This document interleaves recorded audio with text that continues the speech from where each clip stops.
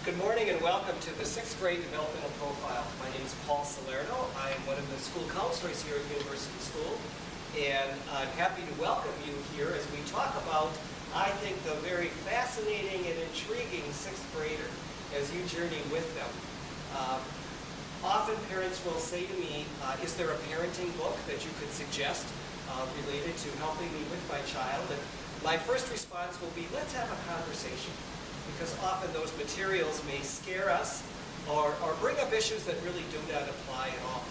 However, I am a big fan of the Love and Logic program, and they have books appropriate to ages. And so the book that, for the 6th grader, that I would really suggest is Parenting with Love and Logic.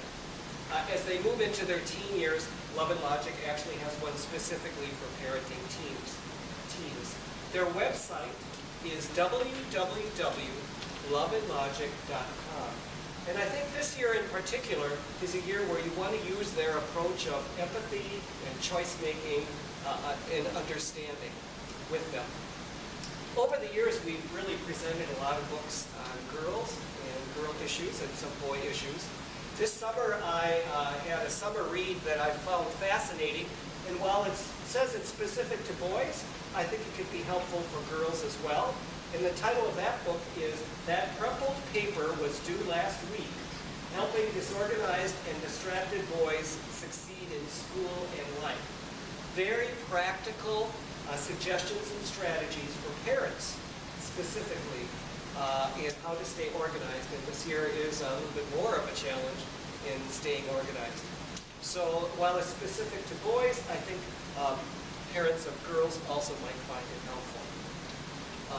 Right before we started filming this, we had a person from our technology department talk to parents about offerings for technology. But I also want you to know that the website that he mentioned, www.socialmedia.org, is a great website for parents. You are concerned about film, movies, computer games, any sense of medium. It's a wonderful resource that gives you ideas as parents for that. I really encourage that. This year we're videotaping the first 15-minute summaries of my profiles, and those will be available on YouTube. And if you go to the website, the main website for University School, www.usmk12.org, scroll down on the right, and there will be a series of icons and a little red icon for YouTube. Just click on that and you'll see the whole series. I have 11 of them from the PK child all the way through 8th grade. So I really encourage you to take a look at that. I will give you a handout at the end of my presentation today that really summarizes a lot of my comments on the 6th grade student. And for those parents that aren't here, it will be available also with the middle school secretary. So let us begin. My children are now grown, but when my daughter entered 6th grade, she announced at the supper table about the 3rd day of school, "Dad, I am no longer a child." And I said, "Oh, interesting. What are you?" "I am a preteen." And in 6th grade, it's a very interesting journey. 10-year-olds, and there's a few 10s still in the 6th grade. 10 is one of those golden years. 10 feels very good. And on the scale of equilibrium and disequilibrium of child development, 10 is definitely a year of equilibrium. Very romanticized year. Then we get to 11. And 11 is really one of those years of great disequilibrium and challenge in this quest for identity. And then as you move to 12, 12 is another year of equilibrium and really a settling down. So I'm really going to focus primarily on the 11 to 12 journey. If you have a 10-year-old, I would encourage you to look at my developmental profile of the 5th grader and even the 4th grader, where I talk about 10s more specifically there. So trying to figure out who am I in 6th grade is a big deal. Because I'm not quite a teenager, and I'm not really a child. And really, it can be very confusing because the adults will say to me, "You know what, you're too old for that, you're too young for this." So it's quite an interesting journey.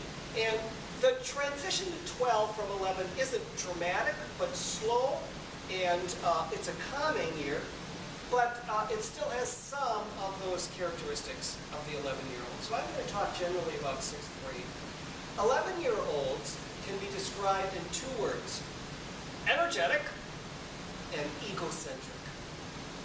This is a time, and they're trying to figure out who they are, that they are so absorbed in who they are and what they're about. It's a great time in terms of developmental and cognitive growth. I remember one of the 6th grade students in one of the lunches that we had said to me, "Mr. Salerno, something terrible has happened over the summer to me." I said, "What happened?" "I became stupider. I thought I was very smart, and in 5th grade I could memorize just like that, and I did great on all those tests. But you know what? In 6th grade, they're asking me to think, to apply, to really reflect. That's hard stuff." And that angst can be very typical of your 6th grader, because what's happening in terms of their cognitive development is that they are able to think deeper, and they don't necessarily embrace that. What I find often is that the leap from 5th to 6th grade, even for parents, may seem a bit of a concern, that the work is harder, that the homework is harder, and it's really that they're able to embrace a new kind of learning. When you talk with 6th graders and they get past the, well, it's harder, they will say that they really enjoy the newer kinds of challenges that learning brings to them. And so it's exciting to see their kind of reasoning. 11 is one of the most tearful years of life. 11-year-olds are very moody. They get angry very quickly. They may try to hide back tears, but it really is very emotional. So much is percolating inside of them. This fits boys as well as girls in that journey. At 12, there's still that emotionality, but it is a lessening one. And the turnaround time is a little bit better. I often find the growth and development issues in 6th grade very interesting also. Our girls, most of them are well on their way of moving and maturing and growing. And as a matter of fact, the research shows by the end of the 13th year, girls will have achieved about 90% or more of their growth. Boys, however, really get going as they're into 13 and 14. So even amongst the boys, there isn't that marked difference that there is with the girls. The girls often feel like they are giants in the land of dwarfs. And the boys, in terms of their relationship with girls, feel like they've lost their manhood, although they've never gotten that yet. So it's a fascinating dynamic. Girls become very interested in boys as the year develops. Already that's happening, and girls are texting other boys and saying, "Do you like so-and-so?" The boys are still pretty embarrassed by all of this, not quite sure what to make of that. But the girls are really talking much more about the boys. Energy, so much energy in 6th grade, both 11 and 12-year-olds. And as a matter of fact, they're busy, busy, busy, busy, busy, and they want all of it. They will tell you that they're tired, and they recognize that they're tired more. Although, at 11, getting them to go to bed may be a bit of an issue. At 12, much more reasonable. 11-year-olds, when they get into bed, they don't usually fall asleep right away. 12s will sleep a little bit better.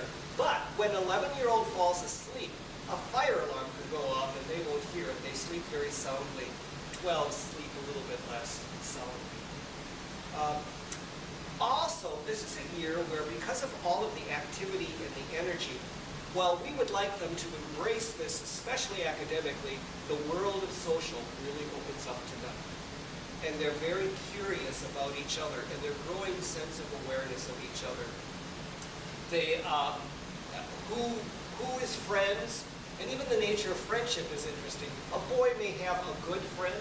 Typically, boys will travel more in packs. Boys will socialize more based on mutual activities. Girls, it's a challenging year, these middle years, with girls as well. Relationships can be very intense. 6th graders tend to gravitate towards people that they think are like them. And so in doing that, they may ostracize, pick on others that are not.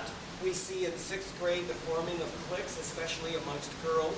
The boys kind of stand back and kind of watch what's going on, although the girls often may make the boys pawns and messengers related to this. Boy-girl parties at sixth grade are really discouraged. They are a disaster, even though there's some interest going on. The girls may want them. What typically happens is that the girls want to sit down and relate to the boys, and the boys get wild and crazy, tend to maybe break things or make messes, and the girls' hearts are broken. This is an age where it's interesting to see sort of, some boys may have a little bit more of an interest, but when you talk to boys, if a girl asks them if they like so-and-so, they will say, absolutely not. It is so uncomfortable for them.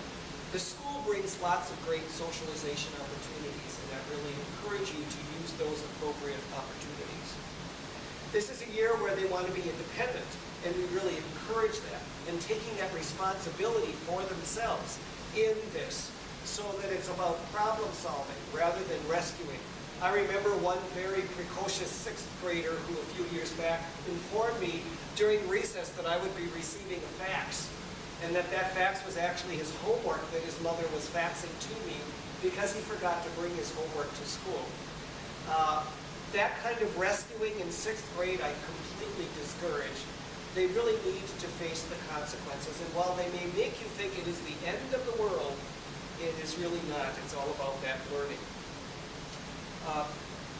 Socialization and friendship may actually take precedence to getting grades this year and wanting to fit in. I want to talk a little bit about their health. This is a year where, because of all of that energy that's there, that physical activity that's there, they're much more prone for colds and the flu and for wearing down. And you really just have to make sure that they get really good and adequate sleep. And what we do know is that, 9.5 to 10 hours is probably a good amount at least for that. I have to talk a little bit about relationships, and that is 11-year-olds typically do not get along very well with their siblings, or pretty much anyone else, especially mom often is the person attacked. We'll talk much more about that. And dads sometimes get frustrated when moms and 11-year-old get into it, and does not help the situation by pointing out, will the two of you stop that fighting? So we'll talk some more about that. 11-year-olds may do very well with kids under 4 and kids 15 and older. It's just an awkward time in their life. They'd rather hang out with themselves as well in terms of their own relationships. It's a time of social experimentation, so often there are some hurt feelings in their relationships. In wanting to be independent, they often go to the extreme. They also are very argumentative. However, in their self-concept, they say, Mr. Salerno, my parents think I'm very argumentative. I have just become very persuasive. As much as 11 is a year of more worries and angst, and even as much as they dish out to mom, they're worried about mom and her health, it's a year where when you really talk to them about themselves, 11 and 12, the sixth grader in general feels pretty good about themselves overall. So you can see it's kind of a complicated year. It's a year that we need a lot of patience, we need a lot of empathy, we need to set fair and clear boundaries, and we'll be talking a lot more about that this morning and answering your questions related to that. Also, if you have concerns about their academic issues, often homework becomes more of a challenge because of the schedule issues. They're involved in so many activities, and by the time they sit down for homework, it may be 8 o'clock at night, and that's very difficult to do that. Be in dialogue with your students' teachers and advisors. However, use your email and voicemail as ways of making that connection. So we will journey together this year and through the years